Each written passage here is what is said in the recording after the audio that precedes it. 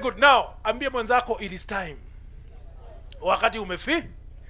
We want to listen to them. This podium is not ours, John, isn't it? Si yetu. Hii hata tutahama tuende tukae pale karibu na timekeeper. Tell us why you think you are the best candidate for the MCA job, and follow it up by telling us what you will bring to MEMBLEY. Patrick Gathenge. That is me. Yes. Good evening, ladies and gentlemen. Praise the Lord. My name is Patrick Gathenge, aka Trump. That name I got it in 2017 because I also vied as an independent candidate. But we tried to count the votes, but they did not add up. Therefore, I became number 2. And this time round, I want to make that number 2, number 1. I live just over the ridge there, Gitothua, Maine, and I have been there for the past 30 years. And I am a career teacher, and of course retired. And I went to school as lately as 2017 at the University of Nairobi, graduated in 2017, 19th December, and I think I'm fully qualified. Even the years of experience, I think they count for something. My manifesto is contained in a small flyer, and it has got 4 core values. I will only talk of the first one, which is development and transparency. This time round in 2022, I want to assure you of the MEMBLEY community that it will not be business as usual. If anything, it will be business unusual. Because this time round, we don't want an MCA doing a one-man, not guitar, one-man show. We have to incorporate each and every member of our community because it is a large community. And I am very happy to know that already you have started with the MEMBLEY idea for the interests of the people of MEMBLEY. But for me, I would wish if we would incorporate the whole community, and since it will be a shared responsibility, we have a committee or an association of maybe 6 members from this community, 2 men of integrity. Time up, Patrick. Thank you so much. A big round of applause for Patrick Mburu Gathenge. Asante sana. Now, our experience has been that the county, having passed the zoning policy, designating MEMBLEY as a low/medium density area, continues to issue approvals to developers along the Eastern Bypass, and even within the estate, allowing developers to come up with multi-dwelling units. Now, we know it's illegal. We know it should not be happening. But again, our efforts to engage the county have not really borne fruit. So to the candidates, we would like you to tell us how you intend to deal with that, how you intend to play your oversight role as far as planning is concerned, and make sure that MEMBLEY will still continue being a low density stroke medium density area. Trump. Thank you. On this issue, it is a very emotive issue to most people. And the reason being that MEMBLEY is a controlled housing estate. And for one to build a high-rise structure, he must pass through some process, especially the change of user. It is not that in our country we don't have enough laws. We have them. But our people have the tendency of circumventing these laws to suit themselves.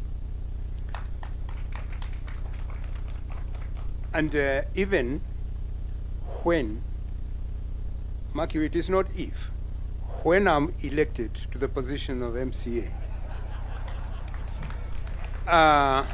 and as I said earlier, we shall work very closely with the MEPRA community, because I know together we shall go far. And it is these people who try to circumvent the law. Also, we shall use the same law to bring back the dignity of MEMBLEY. Because if we don't do that, you will find that at the periphery of the bypass, you have very high-rise buildings that almost put a shade on your houses. And therefore, this is a matter of sitting down, and I know we are not in lack of people with law knowledge. And use the right way, we shall stop those encroaching on those bypasses. And that, I promise you, we shall do it. Thank you so much. Asante sana Bwana Gathenge, a big round of applause. What is the criterion you are going to use so that whatever little you get for your ward is equitably distributed? The next question also is, how are you going to make yourselves accessible to us so that we don't have people voting for people they have never seen? I think that is the question I was waiting for. And the answer to it is very, very simple. As I was introducing myself, I was cut short by time. And I was trying to articulate the very idea of the liaison between the members of MEPRA and the members of the Raja Gitothua area, whereby we shall sit down and choose at least 6 members from MEPRA, 2 men of high integrity and professionals, women of the same caliber, and 2 youths, a lady and a young man. And we shall do the same yonder there. That will bring our panel to 12. And we shall be having periodical meetings in my office or in a place of our choice.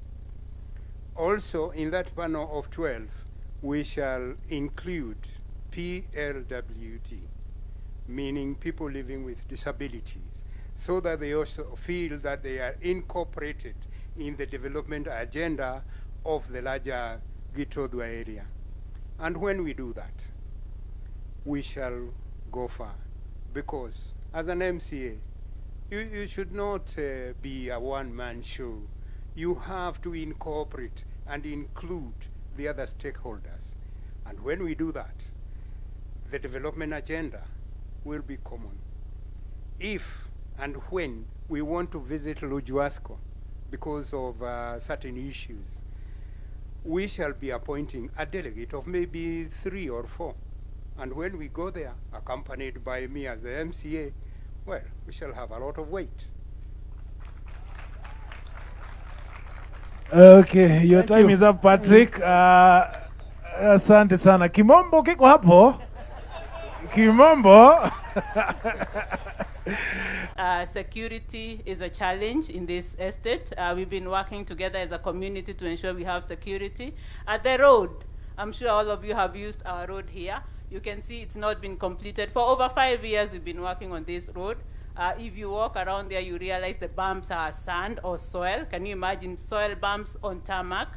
We have the internal roads. We realize as we visit Gitothua ward on the other side, the roads are curb road and paved. MEMBLEY internal roads, we have none graveled, leave alone paved, none graveled. If you go to the other side of MEMBLEY, we are falling into trenches.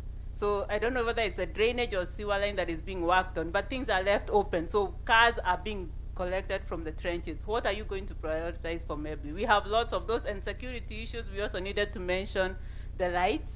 We have floodlights that we see in different parts of the ward.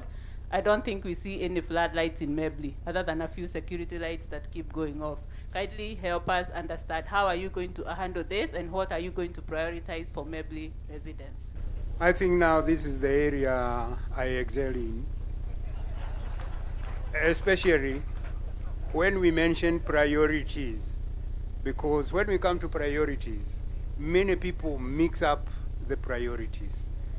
We should go by what is, but not what we imagine. Gitothua, MEMBLEY and the Gitothua village there, we have always had issues with supply of water. Karimino and Dakaini are doing their pipes. Now they are almost at RUIRU. And with the MEPLA people, if we liaise with you, we shall just contact the ward admin and the county administrator. Visit the Rujuasco, sit down with them, and we get the proper supply of water, because we seem to be living in perpetual water rationing, which is very bad. And this is a civilized society. The other thing, once Rujuasco supplies us with water, they should also supply us with drainage and sewerage. And this is why it is called Rujuasco, Water and Sewerage Company. After we have done that, then it is for us to come to the other things, because those are the basics, the basic human needs to make our society live in a clean environment. Then we come to security. Putting the lights on is simple. Just erecting that main mast, putting the lights on, and that is it. And of course, we can do it, and we can do several of them. Therefore, as for priorities, me and Time up. the ABLE team, we shall do whatever it takes. Asante. Thank you so much. Asante sana. What, as a group, what is each candidate behind me going to do for us as youth, which is going to improve our lives? There are football teams and basketball teams in MEMBLEY, and an upcoming volleyball team that plays at daycare. I have not seen or heard any of the aspirants discuss on how they're going to promote such things in MEMBLEY. We also want to hear what you people have planned when you sit in that seat. If you're going to get us jobs, or you're going to come up with initiatives that will promote job opportunities among the youth of MEMBLEY. What activities will you promote among the youth of MEMBLEY? We have a MEMBLEY Youth Association, and we want it revived. So if you're not going to promise us that, we're not voting for you as youth.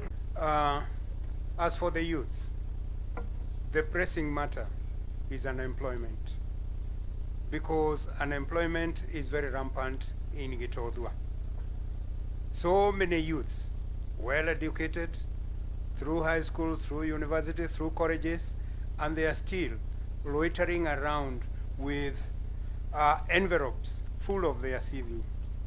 So what I will do about the youth, I will make sure that they get employment. We have got so many factories here, and these factories employ people from outside of Gitothua. And Gitothua is endowed with so many factories. I don't think there is any other ward with as many factories. Whatever job you get there, it will be a starting point. The next thing is about recreation.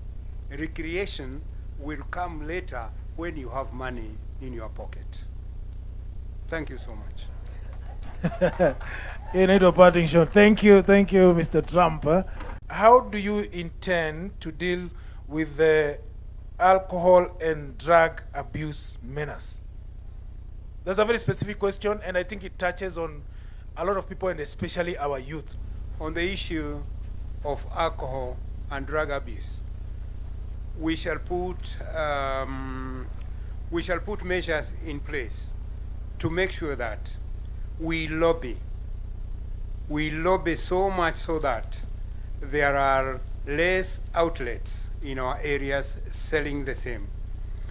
And it is very unfortunate that we find that even some of our high candidates for the presidency are insisting on us going back to the roots.